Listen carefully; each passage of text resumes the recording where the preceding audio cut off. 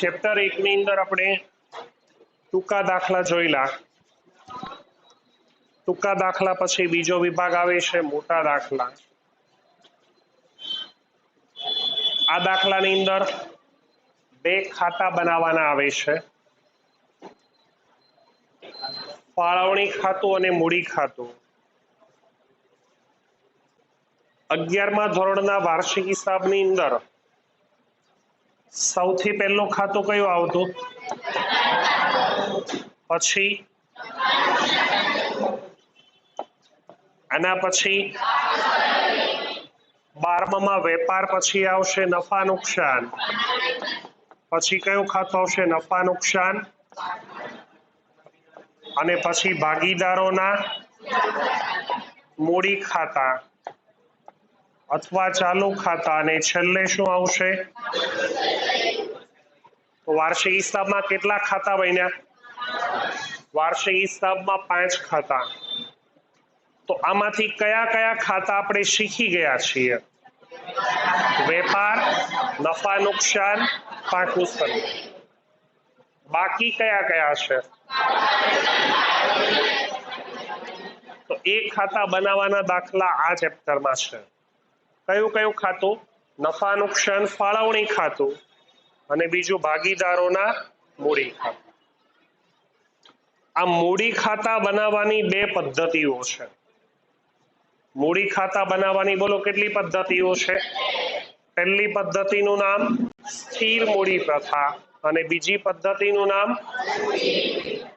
સ્થિરનું બીજું નામ શું છે? અને અસ્થિરનું બીજું નામ? સ્થિર એટલે બદલાય એવું કે ન બદલાય એવું, એટલે એનું નામ કાયમી, અને અસ્થિર એટલે બદલાય એવું, એટલે એનું નામ ભંગાર। મૂડી ખાતા રાખવાની જે પદ્ધતિમાં શરૂઆતની મૂડી અને આખરની મૂડી બંનેમાં ફેરફાર ન હોય, ફેરફાર ન હોય એટલે બે કેવી હોય? સરખી, એને શું કહેવાય? સ્થિર મૂડી। અને મૂડી ખાતા રાખવાની જે પદ્ધતિમાં શરૂઆતની મૂડી અને આખરની મૂડી એમાં ફેરફાર જોવા મળતો હોય, એટલે શરૂની ને આખરની સરખી હોય કે ન હોય, એને શું કહેવાય? અસ્થિર। આ પદ્ધતિમાંથી MCQ મોસ્ટ ઓફ પૂછાય જ છે, એટલે ધ્યાનથી સમજજો। સ્થિર મૂડી પ્રથા હોય એમાં ભાગીદારના મૂડી ખાતા કેટલા બને છે? 2। પહેલું ભાગીદારનું અને બીજું ભાગીદારનું। અસ્થિર પ્રથામાં મૂડી ખાતું ખાલી કેટલું બને છે? એક જ। અસ્થિર પ્રથાની અંદર ભાગીદારનું મૂડી ખાતું એક જ બને છે, ભાગીદારોના મૂડી ખાતા। આમાં ચાલુ ખાતા બનતા નથી, એટલે બધી વિગત એક જ ખાતામાં આવે। અસ્થિર પ્રથામાં નક્કી નહીં કરવા જવાનું કે કઈ વિગત ક્યાં આવશે, કારણ કે બધી વિગત કેટલા ખાતામાં આવે? એક જ। કયા? મૂડી ખાતા। સ્થિર પદ્ધતિમાં આપણે નક્કી કરવું પડે કે કઈ વિગત મૂડી ખાતામાં આવે અને કઈ વિગત ચાલુ ખાતામાં આવે, એ આપણે નક્કી કરવું પડશે। તો સમજીએ બંને પદ્ધતિઓ। મૂડી ખાતા અને ચાલુ ખાતા બે બને છે, એમાં મૂડી ખાતામાં માત્ર બે વિગત આવે, બોલો કઈ કઈ? શરૂઆતની મૂડી, મૂડીમાં કાયમી ધોરણે વધારો કે બાકીની બધી વિગત કયા ખાતે આવે? ચાલુ। કઈ કઈ વિગત? ઉપાડ, ચાલુ ખાતાનું વ્યાજ, મૂડીનું, ઉપાડનું, ચાલુ ખાતાનું વ્યાજ, અને છેલ્લે ભાગીદારને પગાર, બોનસ, કમિશન કે મૂડી ખાતામાં ખાલી કેટલી વિગત આવશે? 2। બાકીની બધી વિગત ચાલુ। અસ્થિરમાં બધી વિગત કેટલા ખાતામાં? એક જ। પહેલું બોલો શું આવે?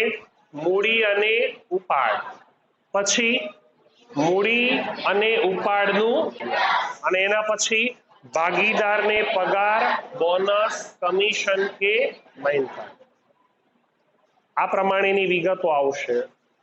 બંને પદ્ધતિના મેં ખાતા બનાવેલા છે, બંનેમાં કોમન ખાતું કયું આવ્યું? નફા નુકસાન ફાળવણી. અહીંયા મૂડી ખાતા છે, અહીંયા પણ મૂડી ખાતા છે. આ પદ્ધતિમાં વધારાના ખાતા કયા બન્યા? ચાલુ. આમાં ચાલુ ખાતા છે. પહેલી પદ્ધતિ કઈ છે? સ્થિર. અને બીજી પદ્ધતિ કઈ છે? સમજો ધ્યાનથી કઈ પદ્ધતિમાં કઈ વિગતો ક્યાં આવશે. પહેલા તો આપણે જે વેપાર ખાતું બનાવતા એમાં ઉધાર બાજુ રકમ ઘટે તો એને શું કહેતા? કાચો. જમા બાજુ ઘટે તો એની ક્રોસ એન્ટ્રી ક્યાં આપતા? ચલો આની ક્રોસ એન્ટ્રી ક્યાં અપાય? કાચો નફો. આની ક્રોસ એન્ટ્રી કાચી ખોટ.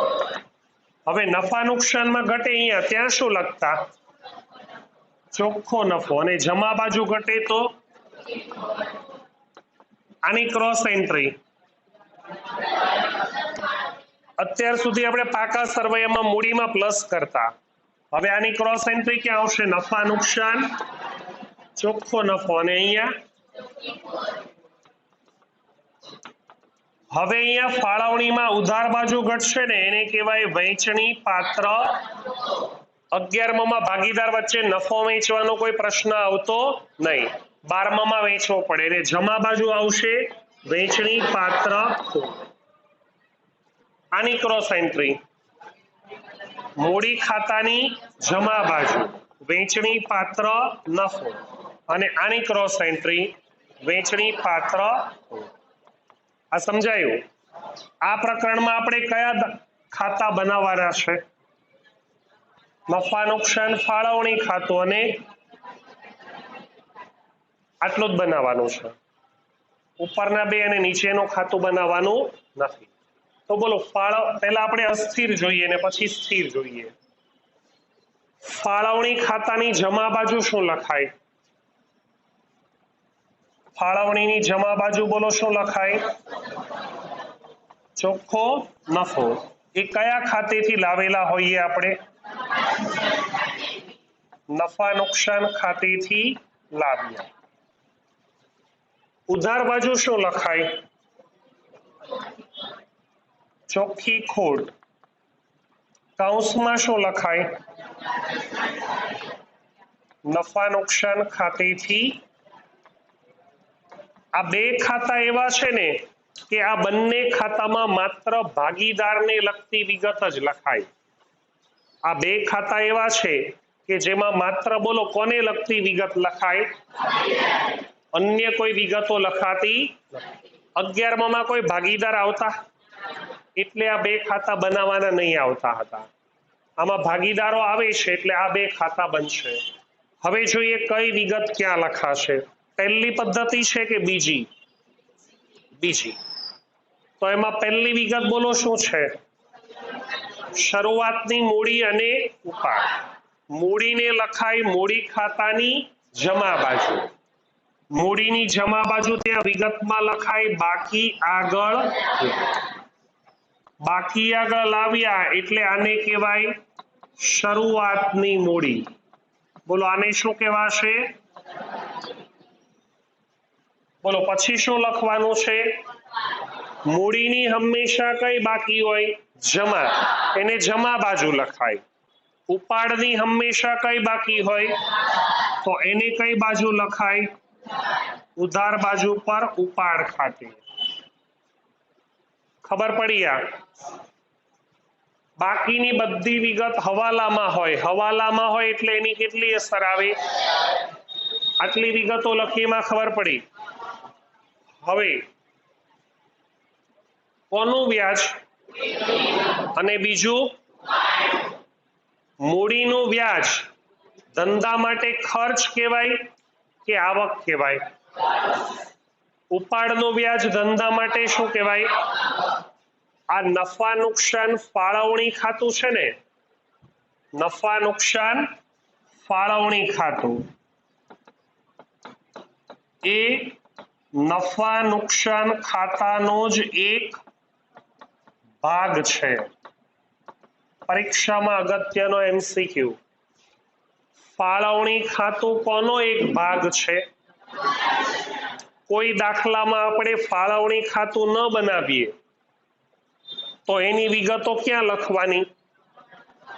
કમ્બાઈન ભેગું બનાવો તો પણ ચાલે, ફાળવણી ખાતું ન બનાવો તો પણ ચાલે, કારણ કે ફાળવણી ખાતું કોનો ભાગ છે? નફાનો.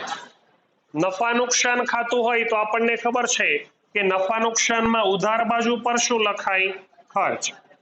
અને જમા બાજુ પર બોલો શું લખાય?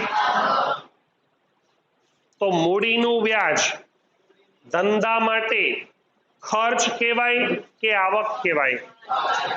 ખર્ચ કહેવાય તો એને નફા નુકસાન ફાળવણીની બોલો કઈ બાજુ પર લખાય? ઉધાર. વિગતમાં લખાશે મૂડીનું વ્યાજ. આ બંને ખાતામાં ક્રોસ એન્ટ્રી આવે. ક્રોસ એન્ટ્રી એટલે શું?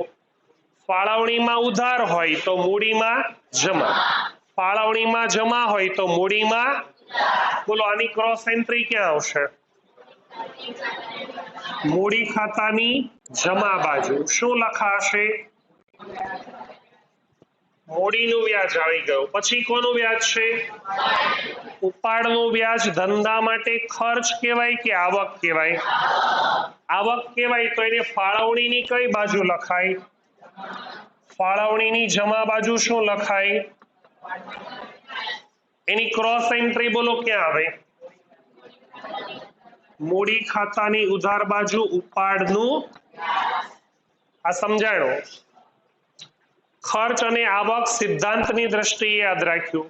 હવે આપણે યાદ રાખવાનું છે નિયમ પ્રમાણે.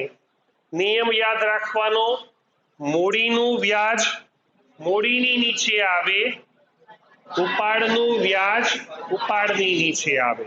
બોલો નિયમ. મૂડીનું વ્યાજ મૂડીની નીચે આવે, ઉપાડનું વ્યાજ ઉપાડની નીચે આવે. મૂડીનું વ્યાજ કોની નીચે આવે? મૂડીની નીચે. અને ઉપાડનું વ્યાજ ક્યાં આવશે? ઉપાડની નીચે. પહેલા આપણે ખર્ચ અને આવકની દ્રષ્ટિએ યાદ રાખ્યું અને પછી નિયમની દ્રષ્ટિએ યાદ રાખ્યું. બોલો નિયમ ફરી વખત. મૂડીનું વ્યાજ મૂડીની નીચે આવે, ઉપાડનું વ્યાજ ઉપાડની નીચે આવે. બંનેની ક્રોસ એન્ટ્રી કયા ખાતામાં આવી? ફાળવણી ખાતામાં. એની પછી હવે બોલો શું છે? ભાગીદારને પગાર, બોનસ, કમિશન કે કોને આપવાનું? એ ભાગીદારને આપવાનું તો એ કોણ આપે? કોણ આપે? તો એ પેઢી માટે ખર્ચ કહેવાય કે આવક કહેવાય? ખર્ચ કહેવાય. એટલે ફાળવણીની કઈ બાજુ આવે? ફાળવણીની ઉધાર બાજુ પર લખાશે ભાગીદારને પગાર, બોનસ, કમિશન કે, બોલો આની ક્રોસ એન્ટ્રી ક્યાં આવે?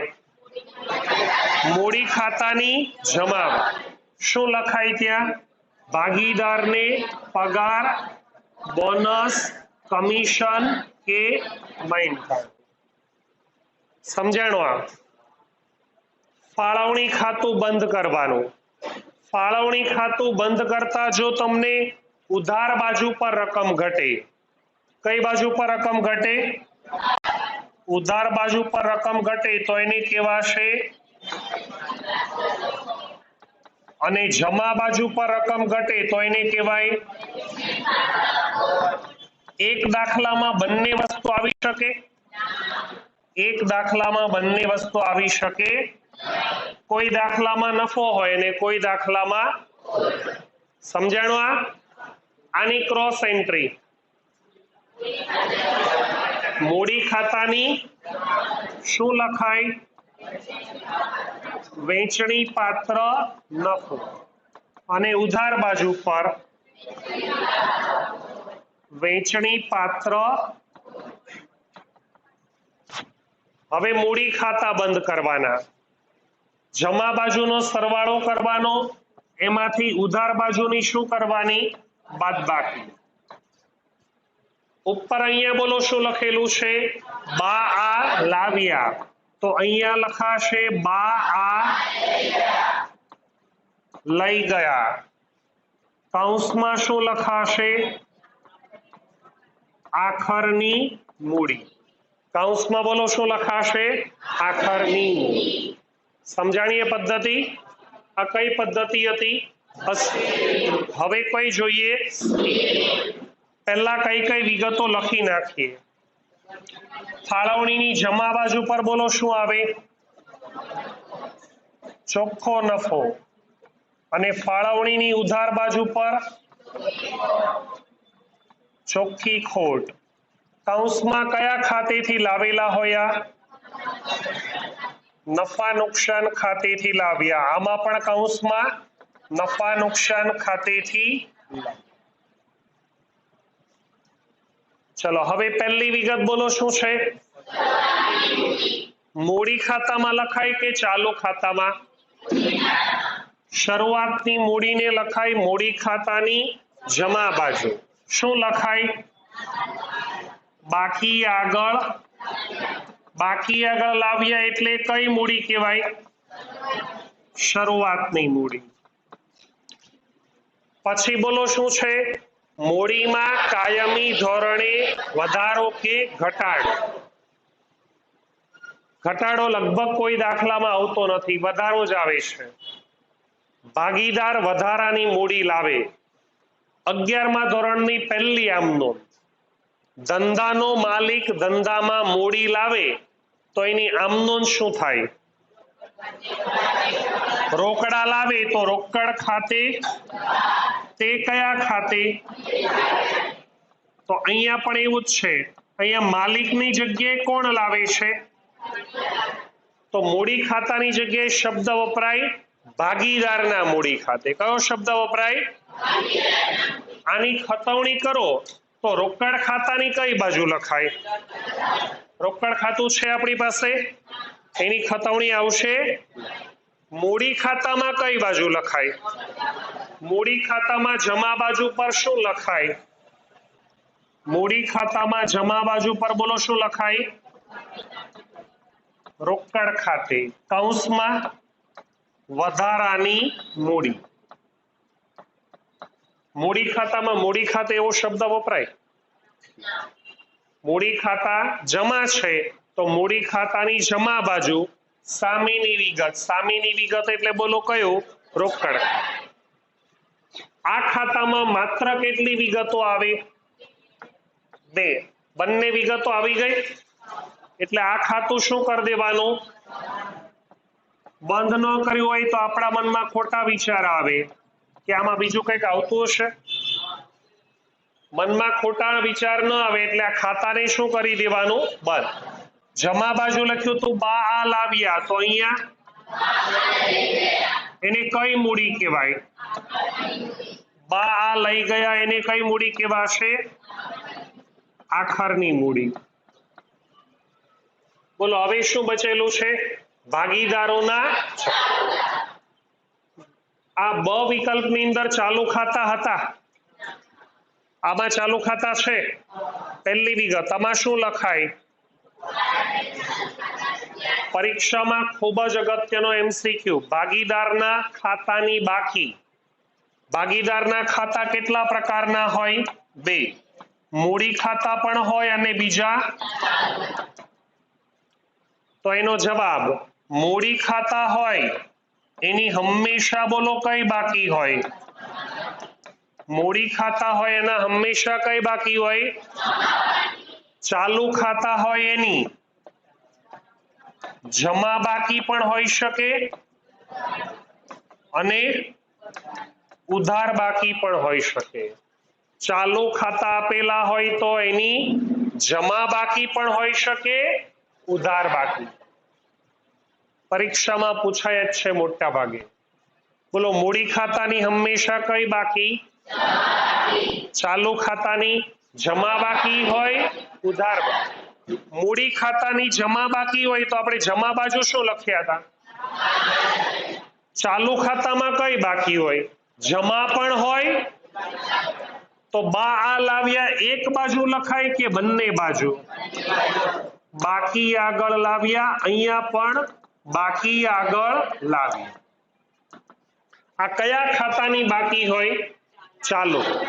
કોઈ કહેશે આ કઈ બાકી હોય? શરૂની કઈ બાકી? ઉધાર બાકી. અને અહીંયા શરૂની મૂડી ખાતાની બોલો કે ચાલુ ખાતાની? ચાલુ ખાતાની. ઉધાર બાકી હોય તો ઉધાર બાજુ લખાય, જમા બાકી હોય તો ચાલુ ખાતું.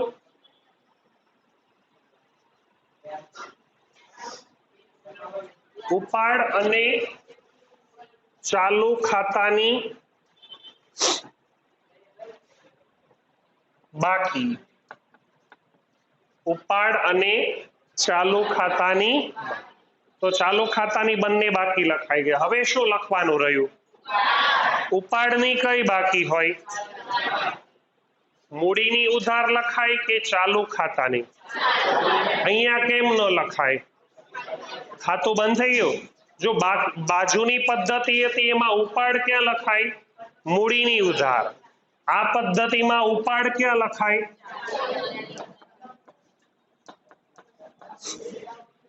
આ સિંગલ અસર વાળી બધી વિગત આવી ગઈ. હવે એની આ વસ્તુની ડબલ અસર. પહેલો બોલો શું? મૂડીનું વ્યાજ, ઉપાડનું વ્યાજ, ચાલુ ખાતું. નિયમ બોલો. મૂડીનું વ્યાજ મૂડીની નીચે, ઉપાડનું વ્યાજ. બોલો આ શું છે? મૂડી.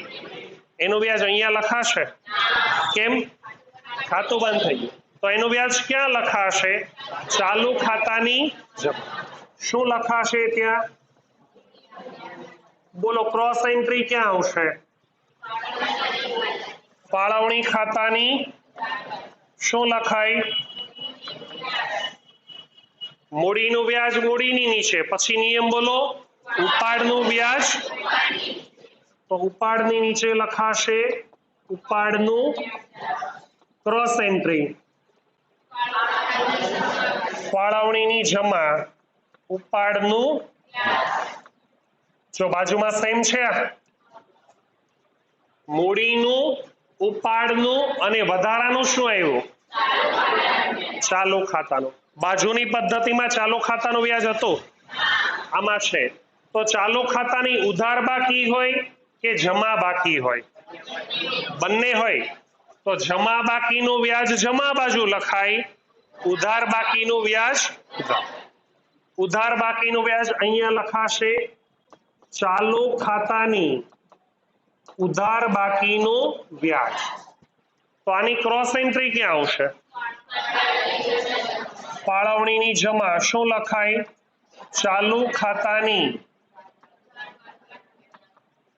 ઉધાર બાકીનું વ્યાજ. અહીંયા ચાલુ ખાતાની કઈ બાકી હોય? જમા બાકીનું વ્યાજ કઈ બાજુ લખાય?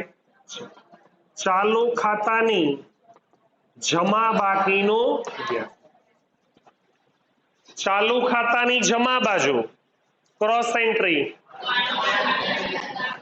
ફાળવણીની ઉધાર. ચાલુ ખાતાની કઈ બાકીનું વ્યાજ? જમા બાકીનું. પહેલી લીટી આવી ગઈ. મૂડીનું, ઉપાડનું અને ચાલુ ખાતાનું વ્યાજ. પછી બોલો શું આવે છે? ભાગીદારને પગાર, બોનસ, કમિશન કે ખર્ચ કહેવાય પેઢી માટે કે આવક કહેવાય? ખર્ચ કહેવાય. એટલે ફાળવણીની ઉધાર. ભાગીદારને પગાર, બોનસ, કમિશન, મેન્ટેનન્સ. બાજુમાં આવેલું હતું. Cross entry. ચાલુ ખાતાની જમા બાજુ. ભાગીદારને પગાર, બોનસ, કમિશન, મેન્ટેનન્સ. છે કોઈ આગળ વિગત? ખાતું બંધ કરીએ. ધારો કે ઉધાર બાજુ પર રકમ ઘટે તો એને બોલો શું કહેવાય? વેચણી પાત્ર. જમા બાજુ ઘટે તો ક્રોસ એન્ટ્રી. આ નફાની ક્રોસ એન્ટ્રી. ચાલુ ખાતાની જમા બાજુ વેચણી પાત્ર. આની ક્રોસ એન્ટ્રી. વહેંચણી પાત્ર આનો સરવાળો કરીએ ચાલુ ખાતામાં જમા બાકી હોય કે ઉધાર બાકી હોય તો બા આ લઈ ગયા ઉધાર બાજુ આવે કે જમા બાજુ આવે કોઈ પણ બાજુ આવી શકે આ બાજુ પણ આવે બા આ લઈ ગયા અને આ બાજુ પણ આવે બા આ ધારો કે અહીંયા બા આ લઈ ગયા આવે ને તો એને લખાય પાકા સરવૈયાની અંદર મૂડી દેવા અહીંયા બા લઈ ગયા આવે તો એને લખાય પાકા સરવૈયામાં મિલકત આ બા લઈ ગયા આવે એને ક્યાં લખાય પાકા સરવૈયામાં મૂડી અહીંયા આવે છે આ મૂડી દેવા અને આ જમા બાજુ આવે તો એને ક્યાં લખાય આને લગતા દાખલા નેક્સ્ટ લેક્ચરમાં આપણે ચલાવીશું લખી નાખો હા